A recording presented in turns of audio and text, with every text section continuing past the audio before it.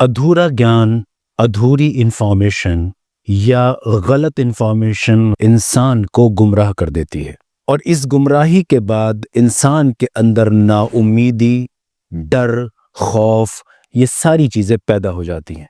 धात के साथ भी कुछ ऐसा ही हुआ है। आज का मेरा टॉपिक आपके साथ जो है वो धात है। धातु रोग क्या है, धात सिंड्रोम क्या है, जरियान मनी, जरियान वज़ी, जरियान मदी क्या है। शुरुआत करता हूँ इस तरह से कि मैंने इस टॉपिक को 3 हिस्सों में कैटेगराइज किया है, 3 हिस्सों में तोड़ा है। मैं एक एक करके एक एक पार्ट आपके सामने खोलता जाऊंगा। लिंग से, ध्यान रखिएगा, आपके लिंग से, आपके पेनिस से सेक्स के एक्साइटमेंट के वक्त, जैसे कोई ब्लू फिल्म देखते वक्त, मैस्टरबेशन का ख्याल आने वक्त, सेक्स के बारे में सोचते वक्त, किसी लड़की से फ़ोन पे बात करते वक्त, किसी लड़की से चैट करते वक्त, किसी लड़की को तस्वीर में देखते वक्त, ये अगर ख्याल सेक्स का और उसकी तरफ अट्रैक्शन का मामूली भी है तो आपके लिंग से एक चिपचिपा पानी आ सकता है। ये चिपचिपा पानी धात नहीं है, इसे भी लोग धात समझते हैं। मैंने इस पे एक बहुत डिटेल वीडियो की है जो डिस्क्रिप्शन में उसका लिंक आपको मिलेगा। और इस धात से जो ये चिपचिपा पानी आता है, इससे ना तो हड्डियां खराब होती हैं, ना मसल्स खराब होती हैं, ना दिमाग खराब होता है, ना दिल खराब होता है, ना सेक्स खराब होता है। हाँ, इससे आपकी साइकोलॉजी खराब होती है क्योंकि आप इससे डर जाते हैं। जो मैंने पहले बताया, गलत इंफॉर्मेशन की वो सदियों से आपको ये बताया गया कि ये धात है। अब आपके दिमागों के अंदर ये बात बैठ गई है कि ये धात है। अब इस डर की वजह से, इस खौफ की वजह से आपके अंदर कई लक्षण पैदा हो सकते हैं। कमर में दर्द होना, पिंडलियों में दर्द होना, उलझन, चिड़चिड़ापन, बेकार सोच के अंदर तरद्दुद और फिक्र और गम का पैदा हो जाना, डाइजेशन का खराब हो जाना। तो ये सब आपके मेंटल डिसऑर्डर की वजह से, आपकी मानसिक कमजोरी और परेशानियों की वजह से हो रहा, ना कि चिपचिपे पानी की वजह से। तो ध्यान रखिए, ये धात नहीं है। नंबर 2, धात। याद रखिए हमेशा इस लाइन को, जब भी हम ये शब्द धात इस्तेमाल करेंगे, जब भी हम ये शब्द धात बोलेंगे, तो धात हमेशा उस लाइन को, उस चीज को बोलेंगे जो दूध जैसा पानी हो। आपके लिंग से चिपचिपा दूध के रंग का, बिल्कुल मिल्की व्हाइट, जैसे आपका सीमेन और वीर्य होता है, इस तरह की चीज अगर बाहर निकलेगी तब इसको धात बोला जाएगा। अब मैं दूसरी कैटेगरी की तरफ आ रहा हूं। एक धात होती है जो आपकी बॉडी का नॉर्मल रिएक्शन है। वो कैसे, सुनिए। एक लड़का जिस वक्त पैदा होता है उसी वक्त उसके अंदर सेक्स का सिस्टम ऑन हो जाता है, क्योंकि उसकी बॉडी के अंदर जो कुदरत ने सेक्स का सिस्टम रखा है, सेक्स की मशीनरी जो सेट की है, वो ऑन कर दी गई है पैदा होने के साथ। अब धीरे धीरे जब ये बच्चा बड़ा होता है, जवानी की तरफ जाता है, प्यूबर्टी की तरफ जाता है, तो अब इसके अंदर अपोजिट सेक्स के लिए अट्रैक्शन पैदा होना शुरू हो जाता है। इसका वो सिस्टम जो अभी खामोश था वो एक्टिवेट हो जाता है। अब इस लड़के को सेक्स की जरूरत पैदा होती है। वेरी अनफॉर्चुनेटली हमारे इस कल्चर में आज जो हालात हैं वो ये हैं कि जब इस लड़के को सेक्स की जरूरत पैदा होती है तो ये शादी नहीं करता, ये विवाह नहीं करता।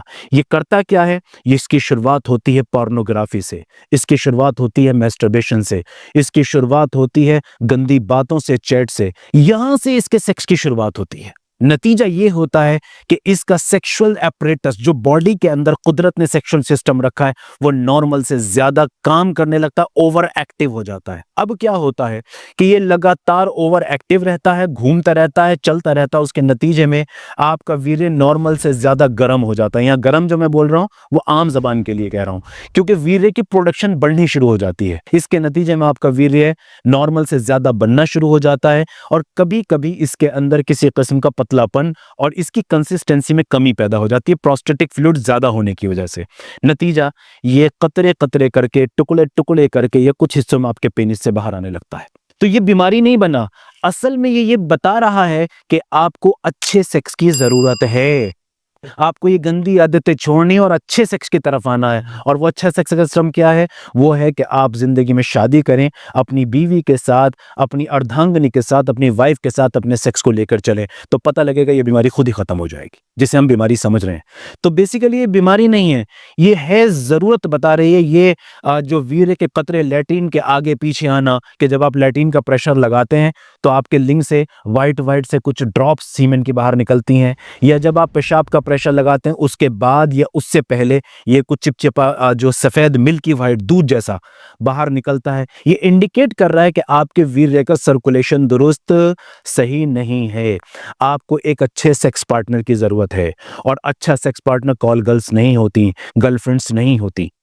अच्छा सेक्स पार्टनर आपकी वाइफ होती है। तो ये जो कंडीशन मैंने बताई, इसमें अगर 2-4 कतरे, 5 कतरे लैट्रिन का जोर लगाते वक्त, पेशाब का जोर लगाते वक्त, एक आध कतरा, 2-4 कतरे, 2-4 ड्रॉप्स आपके सीमेन की बाहर आ जाती हैं लिंग से, तो ये भी बीमारी नहीं है। ये इंडिकेट कर रहा है कि आप जल्दी से जल्दी शादी कीजिए और अपने सेक्स को बहाल कीजिए, जिससे नतीजा ये निकलेगा कि ये खुद ही नॉर्मलाइज हो जाएगा। जब ये कतरे आते हैं, जब ये बूंदें आती हैं, तो यहाँ से फिर एक प्रॉब्लम शुरू होती है, क्योंकि बचपन से लेके अब तक आपने दीवारों पे यही लिखा पढ़ा है, यूरिनल्स में आपने यही लिखा सुना है, यूट्यूब के चैनल खोलते ही आपको हज़ारों वीडियोस पता लगती हैं, ये धात है, ये तुम्हें नामर्द कर देगी, ख़राब कर देगी, कमज़ोर कर देगी, बीमार कर देगी, थका देगी, हड्डियाँ ख़राब कर देगी, जोड़ ख़राब कर देगी, पेट ख़राब कर देगी, दिमाग ख़राब कर देगी। देखिए मैं कैसे रटी हुई लाइन है मुझे, क्योंकि मैं जानता हूँ कि पेशेंट क्या सोच रहा होता है। इसमें से कुछ भी नहीं होता, जानिए कुछ भी नहीं होता, ये सिर्फ धोखा है। अब मैं आता हूं अपनी तीसरी कैटेगरी की तरफ कि असल में कौन सी चीज गलत है। अगर आपके लिंग से यही दूध जैसा पानी, चाहे थोड़े से पीले रंग का हो या बिल्कुल सीमेन जैसे रंग का हो, बिना किसी सेक्सुअल एक्साइटमेंट के निकल रहा है। एक एग्जांपल देता हूं, आप रोजाना की तरह अपने ऑफिस जाते हैं, ऑफिस जाते वक्त आपका ध्यान सिर्फ अपने काम में है, आपने किसी लड़की को नहीं देखा, किसी गर्लफ्रेंड से बात नहीं की, कोई चैट नहीं की, आपका दिमाग बिल्कुल साफ सुथरा, आप सिर्फ अपने काम में फोकस्ड है, आपको दूर दूर तक कोई ख्याल नहीं है, लेकिन तब भी आपके लिंग से ये पानी बह रहा है। कोई आदमी इबादत के अंदर लगा हुआ है, पूजा अर्चना में लगा हुआ है, और उसके बाद भी ये बाहर निकल रहा है, बैठे बैठे निकल रहा है। तो इस कंडीशन में, या फिर ये है कि आप बहुत नॉर्मल एक्टिविटीज में हैं, या आप थोड़ा सा भी कोई भारी काम करते हैं, मसलन आप मामूली सी वेट लिफ्टिंग करते हैं, मामूली सी जॉगिंग करते हैं, तब आपके लिंग से ये चिपचिपा पानी आना शुरू हो जाता है, या ये पूरा का पूरा वाइट डिस्चार्ज आना शुरू हो जाता है, या पूरा का पूरा सीमेन बाहर निकल जाता है। इन तमाम कंडीशन में ये एबनॉर्मल है। जी हाँ, क्यों हो सकती है ये बीमारी?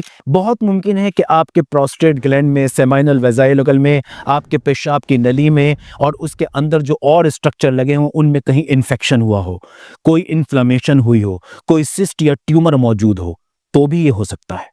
इसी तरह नंबर 2, आपके नर्वस सिस्टम में, यानी कि जो बिजली के तार दिमाग से लेकर कमर तक और पूरे जिस्म में फैले हुए हैं, जो आपको किसी भी चीज के करंट का एहसास दिलाते हैं, उस नर्वस सिस्टम के अंदर कोई कमजोरी, कोई कमी पैदा हो गई हो, या कोई बड़ा साइकोलॉजिकल प्रेशर आपके बॉडी पर और ब्रेन पर चल रहा हो, जिसके नतीजे में ये हो रहा हो।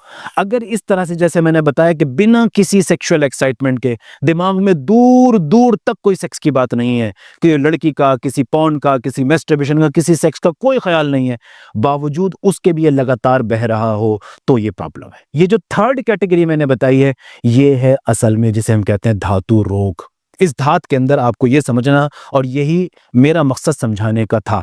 तो अगर इस थर्ड कैटेगरी के अंदर आप हैं, ये तीसरी कैटेगरी में आप आते हैं, तो उस कैटेगरी में आपको चाहिए कि फौरन अपने क्वालिफाइड डॉक्टर से कंसल्ट करें। ये काम आपने करना है।